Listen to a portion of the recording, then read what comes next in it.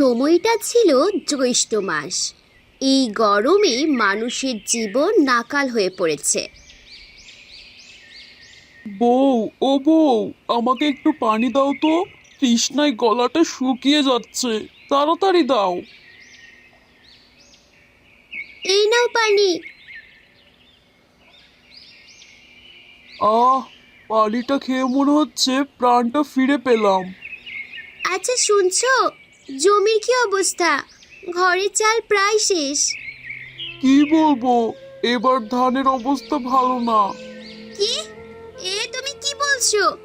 ধান না হলে তো আমরা শেষ। কি করব বলো, কপালে যা লেখা আছে তাই তো হবে। আচ্ছা, আমার বর্ণামা কোথায়? ও আছে মনে হয়, ঘরে খেলা করছে। এদিকে বর্ণা ঘরে খেলা করছিল। ঠিক তখনই তার পাশের বাসা থেকে খুব সুন্দর ঘ্রাণ আসলো। বাহ, কি সুন্দর ঘ্রাণ! মাকে গিয়ে বলি তো যাই। বর্ণা তার মায়ের কাছে গিয়ে বলল, মা শুনছো? কি হয়েছে বল। মা জানো, আমাদের পাশের বাসা থেকে কিসের জন্য ঘ্রাণ আসছে? ওরা বড় লোক মা, কত কি তৈরি করে, আমরা জীবনেও তার নাম জানি না। না মা, আমি অত কিছু জানি না। ওনারা যা বানাচ্ছে আমি তাই খাবো, আমাকে বানিয়ে দাও এখনই। শুনছো শুনছো মেয়ের কথা? ওরা কি বানাচ্ছে তা আমি কি করে জানবো? আর আমি বা কিভাবে বানাবো? তুমি গিয়ে জিজ্ঞেস করো না ওনারা কি বানাচ্ছে। মা, তুমি তো ভালো করেই জানো ওরা কেমন, কথাই বলতে চায় না আমাদের সাথে, আমাদেরকে মানুষ বলে মনে করে না। না মা, জানি না, তুমি চলো তো। কি যে করবো মেয়েটাকে নিয়ে। আচ্ছা চলো।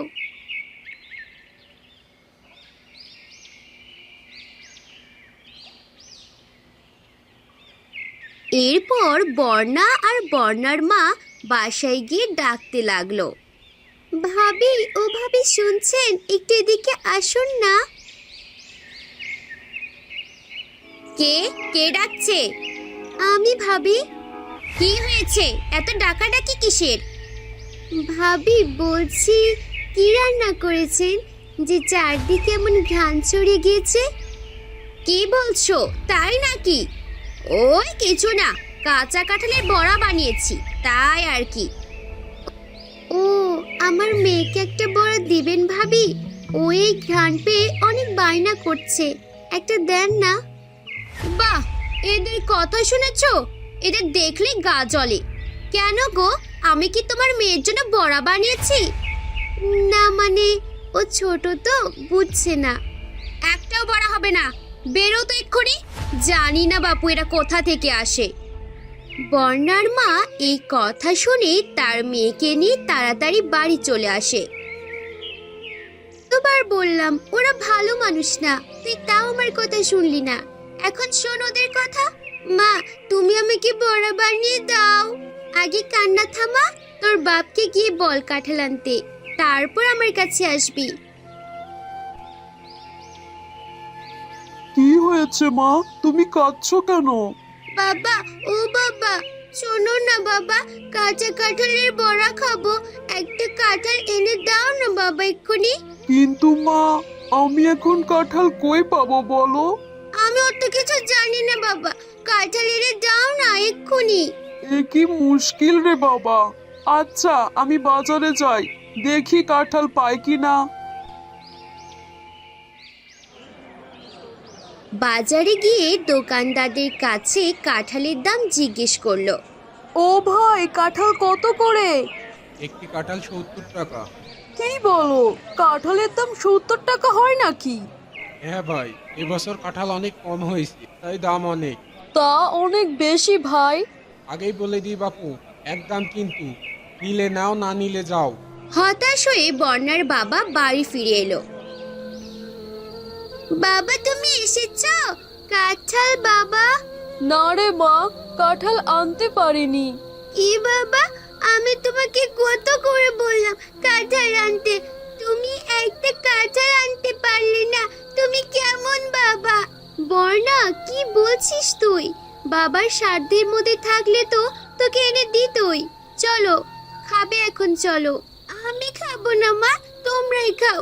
আমি কাঁঠালের বড়া দিয়ে ভাত খাবো। আমি ঘুমাতে গেলাম।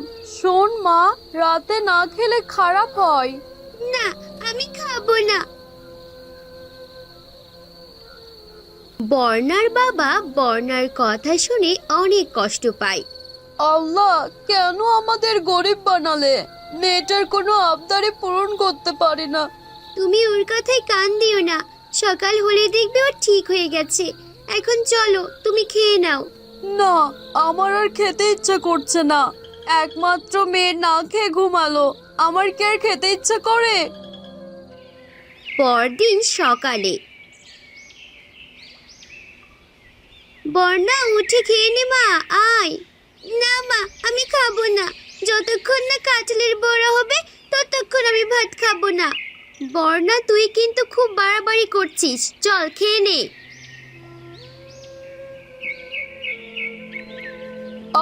ওকে বকাবকি করো না। ওর কি দোষ বলো? আমরা বাবা মা হয়ে ওর একটা আবদার পূরণ করতে পারলাম না। আমি কাঁঠাল আনতে যাচ্ছি। যতক্ষণ না কাঁঠাল পাবো আমি বাড়িতে ফিরবো না। কাঁঠাল নিয়ে আসবো। শোনো শোনো, ও বায়নাই তো করছে। বায়নাকে পূরণ করতে হবে। তুমি যেও না।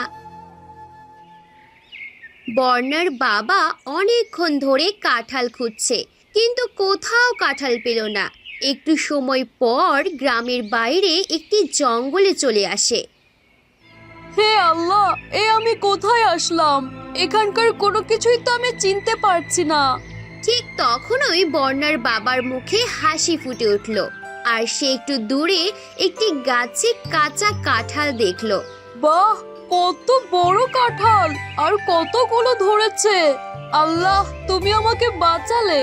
আর বর্ণার বাবা গাছের কাঁঠাল অনেকগুলো নিয়ে চলে গেল তার বাড়িতে হাসি মনে। বাবা, তুমি কাঁঠাল নিয়ে এসেছো? হ্যাঁ বর্ণা মা, আজ আমরা কাঁঠালের বড়া খাবো। কিন্তু এতগুলো কাঁঠাল!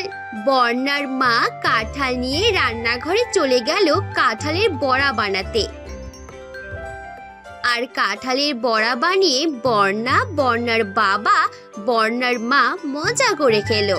শুনছো, তুমি যে এতগুলো কাঁঠাল নিয়ে এসেছো, আমি তো একটার অর্ধেকটা দিয়ে কাঁঠালের বড়া বানালাম। এতগুলো বড়া, এখনো অনেকগুলো কাঁঠাল আছে। অতগুলো কাঁঠাল দিয়ে কি করবে তুমি? কাঁঠালের যে বড়া বানিয়েছো তা অনেক মজা হয়েছে। এইবার আমি ব্যবসা শুরু করব। এভাবেই বর্ণার মা বড়া বানিয়ে দেয়, আর বর্ণার বাবা সেগুলো বাজারে বিক্রি করে, আর তাদের দিনকাল ভালোই চলে।